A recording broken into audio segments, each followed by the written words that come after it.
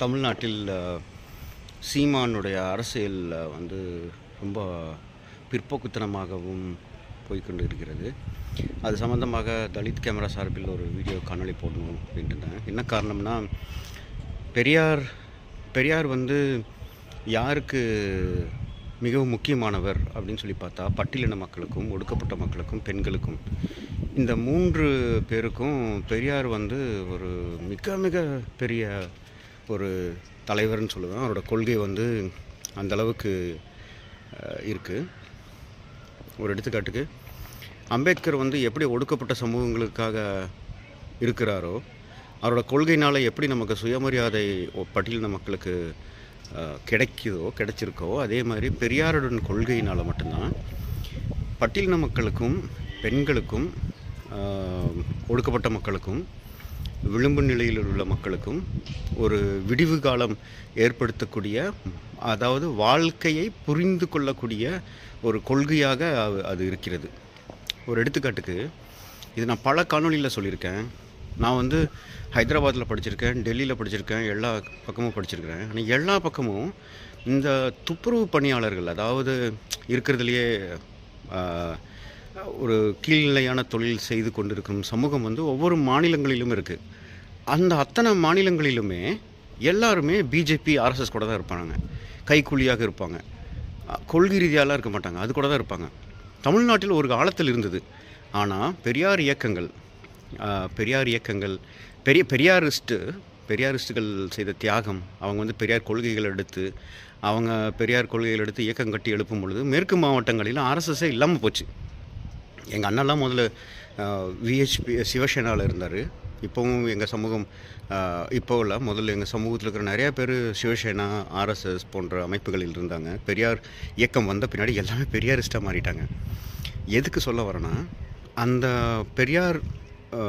பெரியாரோட கொள்கையினால் சுயமரியாதை என்ற ஒரு விவாதத்தை, ஒரு கொள்கையை, சுயமரியாதை என்ற கொள்கையை பட்டியலின மக்களில் கொண்டு போய் சேர்த்தவர் பெரியாரும் பெரியாரிஸ்ட்டுகளும். அந்த பெரியாரிஸ்ட்டுன்னா குறிப்பிட்ட பட்டியலின மக்கள் நினச்சிக்காதீங்க. அதுலேயும் பட்டியலின மக்கள்கள் இருக்கிறாங்க. ஒரு மேற்கு மாவட்டங்களில் எனக்கு தெரிஞ்சு அம்பேத்கர் கொள்கையை அம்பேத்கரிஸ்ட்டுகள் கொண்டு போகலை.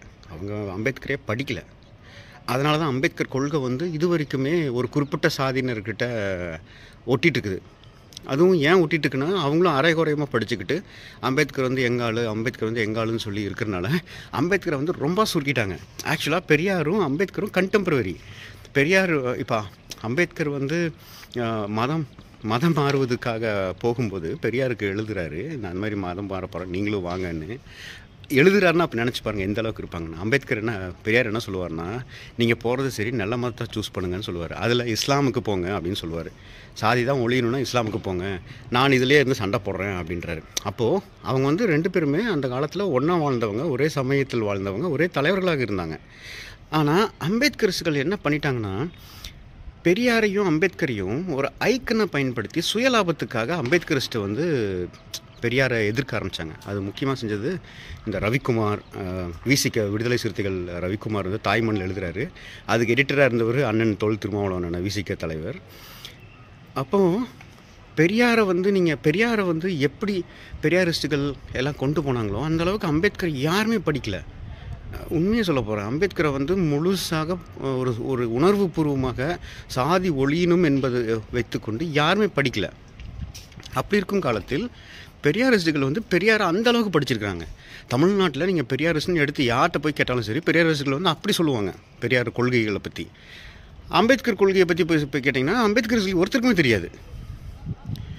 அம்பேத்கர் எங்காளுன்னு சொல்லிட்டு இருக்கிற பறையர்கள் எல்லாத்தையும் சொல்ல, இந்த குறிப்பிட்ட இந்த படித்த பறையர்கள் இருக்காங்க இல்லையா, அவங்க சொல்கிறத கூட அம்பேத்கர் ஒழுங்காக படிச்சிருக்க மாட்டாங்க. இதில் என்ன ஆகிப்போச்சுன்னா, விசிக தொடக்க காலத்தில் பெரியாரை எதிர்த்தாதான் நம்ம கட்சி நடத்த முடியும், பெரியாரிஸ்ட்டுகளை எதிர்த்தாதான் நமக்கு இடம் கிடைக்கும் அப்படின்னு சொல்லி பெரியாரிஸ்ட்டுகளை எதிர்க்க ஆரம்பித்தாங்க அம்பேத்கரை பயன்படுத்தி. அதில் அவங்க பயன்படுத்தினது அயோத்திதாசர் வந்தார், நீங்கள் சொல்லலை, அயோத்திதாசர் வந்தார், கீழ்வன்மணி படுகொலையை பற்றி பேசுவாங்க, தலித்துகள் பிரச்சனை எல்லாத்தையும் எடுத்து சொல்லி இந்த மாதிரி குற்றஞ்சாட்டிக்கிட்டே இருந்தாங்க. பெரியாரிஸ்ட்டுகள் அதுக்காக பதில் சொல்லிகிட்டே இருந்தாங்க. இப்போ கூட பாருங்கள், அதுதான் நான் முக்கியமாக சொல்ல வந்தேன். பட்டியலின மக்கள் வந்து நீங்கள் ஒரு கொள்கை ஒடுக்கப்பட்ட மக்களுக்காக உழைக்கிறேன்னு சொல்லிட்டு ஒரு தலைமை ஏற்று நீங்கள் நடக்கும்போது நீங்கள் ஒடுக்கப்பட்ட மக்களுக்காக நிற்கணும், விளிம்பு நிலை மக்களுக்காக நீங்கள் அரசியலுக்காக நிற்கக்கூடாது. அப்படின்னு இருக்கும்போது ரவிக்குமார் என்ன சொல்லுவார்னா, அயோத்திதாசரை பற்றி முக்கால்வாசி பறையர்கள் முக்கியமாக ரவிக்குமார், குணா அவங்கெல்லாம் பேசுவாங்க. ஒடுக்கப்பட்ட சமூகத்தில் அயோத்திதாசர், ரெட்டைமலை சீனிவாசன் இதெல்லாம் பறையர் ஐக்கியனே கொண்டு வருவாங்க. அவங்க கூட அருந்தர் எல்சுவி குருசாமியெல்லாம் கொண்டு வர மாட்டாங்க. அப்படி இருக்கும்போது இப்போ சீமான் எதிர்க்கும் பொழுது அவர் என்ன கொண்டு வரனா, திருவள்ளுவர், ஓகேவா, பறையர்கள் வந்து அவர் ஏன் ஐக்கியன்னு சொல்லிட்டு இருக்கிறாரு. அப்புறம் ரெட்டைமலை சீனிவாசன், அயோத்திதாசர், இதெல்லாமே பறையர்களுடைய ஐக்கியனாக பறையர்கள் கூறிக்கொண்டிருக்கிறது. அப்படி கூறிக்கொண்டிருக்கிற தலைவர்களை, பறையர்கள் கூறிக்கொண்டிருக்கும் தலைவரை சீமான் பயன்படுத்துகிறாரு. அதே பறையர்கள் இது வரைக்குமே எதிர்க்கல சீமானை. அப்போது சீமான் எதிர்க்கும் பொழுது அவர் பயன்படுத்துறது எல்லாமே பறையர்கள் பயன்படுத்தினது.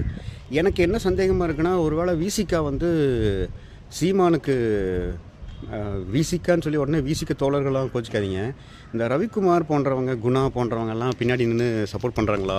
ஏன்னா இப்போ கொஞ்ச காலமாகவே விசிகா வந்து திமுகவை கடிஞ்சு பேசிகிட்டு இருந்தாங்க. அப்போ ஒரு தரப்பில் என்ன சொன்னாங்கன்னா, இவங்க அரசியலில் கூட இப்போ உள்ளொதுக்கிட்டு வந்த பொழுது கூட விசிகா வந்து திமுகவை ரொம்ப கடிஞ்சாங்க, பெரியார் விஷயங்களில் நக்கல் பண்ணாங்க, ரொம்ப நக்கல் பண்ணி பேசினாங்க. மரியாதை குறைவாக திருமாவளவன் அண்ணன் வந்து அந்தளவுக்கு ஒரு மேடை நாகரிகம் இல்லாமல் பேசினாருன்றது ரொம்ப வருத்தமாக இருக்குது. அப்படி இருக்கும் பொழுது இவங்கெல்லாம் பெரியாரை எப்படி எதிர்த்தாங்களோ, பெரியார் விஷயங்களை எப்படி எதிர்த்து நக்கல் நையாண்டி பண்ணாங்களோ, இப்போ வந்து சீமான் வந்து நேரடியாக பண்ணுறாரு. நேரடியாக. ஆனால் என்ன ஒரு ஆச்சரியன்னா, தமிழ்நாட்டு அரசியலில் ஒரு பெண், விஜயலட்சுமின்ற ஒரு பெண்ணு அந்த அளவுக்கு குற்றம் சுமத்துறாங்க ஒரு இவரை பற்றி, சீமானை பற்றி. ஒரு கட்சியோட தலைவர், ஆதாரத்தை வெளியிடுறாங்க, எல்லாம் பண்ணுறாங்க. ஆனால் அந்த பெண்ணுக்கு ஒரு விடிவு காலமே இல்லை. ஆனால் அதை தவிர்த்து இவர் தலைவர்னு சொல்லி இன்னமும் ப்ரெஸ் மீட்லேயும் போய் உட்காந்து பேசிட்டு இதை பற்றி கேள்வி எழுக்காமல் இருக்கிறதுக்கு எந்த அளவுக்கு ஒரு பெண்ணினுடைய நிலைமை எப்படி இருக்குன்னு பாருங்கள். இந்த நாட்டில், நம்ம தமிழ்நாட்டில் ஒரு பொண்ணு வந்து, அந்த பொண்ணு என்ன சொன்னாங்கன்னா, எனக்கு தமிழ்நாட்டிலே இருக்க முடியல, நான் பெங்களூரில் போய் இருக்கிறேன்னு சொல்கிறாங்க. அப்படி சொல்லியும் நம்ம வெக்கம், மானம், சூடு, சொரணம் இல்லாமல் இன்னமும் சீமான் போன்றவர்கள் எல்லாத்தையும் தலைவராக ஏற்றுக்கிட்டு நம்ம நடந்துக்கிட்டு இருக்கிறோம். அப்புறம் இன்னொன்று, பெரியாருடைய கொள்கையிலேயே, அம்பேத்கரோட கொள்கையிலேயும் மிக மிக புரட்சிகரமான கொள்கை. டாக்டர் ராதிகா முருகேசன் கூட சொல்லியிருப்பாங்க, பெண்ணடிமையை பற்றி பேசும்பொழுது மருத்துவர் டாக்டர் ராதிகா முருகேசன் என்ன சொல்லியிருப்பாங்கன்னா, பெண்ணடிமையை பற்றி ஆங்கிலேயத்தில் எழுதுனனால தான் செகண்ட் வேவ் ஆஃப் ஃபெமினிசம் வந்தது, இல்லைனா பெரியார் அதுக்கு முன்னாடியே பெண்ணடிமையை பற்றி எழுதினார் அப்படின்னு சொல்லுவாங்க. அப்போது பெண்ணடிமையை பற்றி பேசுகிறோம், பெரியாருடைய சுயமரியாதையை பற்றி பேசுகிறோம், எல்லாத்தையும் பேசுகிறோம். அப்புறம் நம்ம தமிழ் தேசியத்தை பற்றி பேசுகிறோம், தமிழ் தேசியன்ற தமிழ் உணர்வை பற்றி பேசுகிறோம். ஆனால் திராவிடம் என்ற ஒரு கொள்கை இருக்கு இல்லையா, அதுதான் நம்மளெல்லாம் ஒன்றா சேர்த்தக்கூடிய கொள்கை. தமிழ் தேசியமெல்லாம் கிடையாது. தமிழ் தேசியம், அப்போ தமிழ் தேசியம் பேசிகிட்டு இருக்கிற கர்நாடகாவில் போய் பாருங்கள், கன்னட தேசியம் பேசிகிட்டு இருக்கிறவங்க, தெலுங்கானாவில் தெலுங்கு தேசியம் பேசிகிட்டு இருக்கிறவங்க. இது ரெண்டு குறிப்பு மட்டும் சொல்லிக்கிறேன். என்றைக்கு ஒரு மொழி வாரியான தேசியம் என்ற ஒரு கொள்கை வருதோ, அதில் மூர்க்கத்தனமான ஹிந்துத்துவா இருக்கும். தெலுங்கு தேசமில் நான் படித்தப்போ அங்கே தெலுங்கானா மூமெண்ட்டு பெருசாக போயிட்டு இருந்தது. அந்த தெலுங்கானா மூமெண்ட்டில் தெலுங்கானா மொழி அப்படின்லாம் பேசிகிட்டு இருந்தாங்க. அந்த சமயத்தில் வன்கொடுமைகளை கூட பேச முடியாமல் இருந்தது. வன்கொடுமையை பற்றி பேசினாலே ஒரு பெரிய சமூகம், ஒரு இந்த தெலுங்கு தேசம் பேசக்கூடியவங்க வந்து அடக்கி ஒடுக்குவாங்க, இல்லை ப்ரெஸ்ஸில் அடக்கி ஒடுக்குவாங்க. அது பெருசாக வராது. அந்த தெலுங்கானா வந்த பின்னாடி இப்போ சொல்கிறாங்க, தெலுங்கானா எதுக்கு வந்ததுன்னே எங்களுக்கு தெரில, எங்களுக்கு இருந்த சுயமரியாதையும் இருந்த எங்களுக்காக கிடைத்த உரிமைகளும் போச்சு அப்படின்னு சொல்கிறாங்க. அதே மாதிரி தான் ஒரு திராவிடம் என்ற கொள்கைன்றது நீங்கள் எப்படி பார்க்கணுன்னா, திராவிடம்னா ஆந்திராவில் இருக்கிறவங்க, கன்னடாவில் இருக்கிறவங்க, அப்புறம் கேரளாவில் இருக்கிறவங்க அப்படின்லாம் பார்க்குறீங்க இல்லையா, அவங்களாம் ஒன்றா சேரணும். நீங்கள் அப்படி பார்க்கக்கூடாது. ஒரு ஒரு ஒற்றுமை, ஒருவனுக்கு ஒருவனும் மதித்து வாழ்கிறது தான். சாதிய சமூகத்தை கடந்து ஒற்றுமையாக இருக்கணும் அப்படின்னு சொன்னால் திராவிடம் என்ற கொள்கையில் தான் நம்மளால் ஒற்றுமையாக இருக்க முடியும். அதனால தான் பார்த்துங்க, தமிழ்நாட்டில் மட்டும்தான் இன்னமும் பெரியாரை வந்து ஒரு பெரிய லெவலில் நம்மெல்லாம் பார்த்துட்டு இருக்கிறதுக்கும் காரணம் என்னென்னா, அந்த பெரியார் கொள்கை திராவிடம் என்பதும், அம்பேத்கர் சொன்ன சாதி ஒழிப்பு என்பதும், சாதி ஒழிப்புன்றத விட அம்பேத்கர் என்ன சொன்னார்னா, சாதி ஒழிப்பு இல்ல, மக்கள் 2 மனங்களும் ஒன்று சேரணும். அந்த ஒன்று சேருவதற்காக ஏன் இவ்வளோ தடங்கல்கள் இருக்கிறது, அதை ஒதுக்கணும்னு சொல்கிறாரு. அதை தான் பெரியார் வந்து ஒரு மேற்படி போய் அதையும் சொல்லியிருக்காரு பெரியார். அதை மேற்படி போய் திராவிடம் என்ற கொள்கையில் அனைவரும் ஒன்று சேருவோம் அப்படின்றார். அந்த அனைவரும் என்ற கொள்கை வந்து மொழிவாரி அடைப்பில் கிடையாது.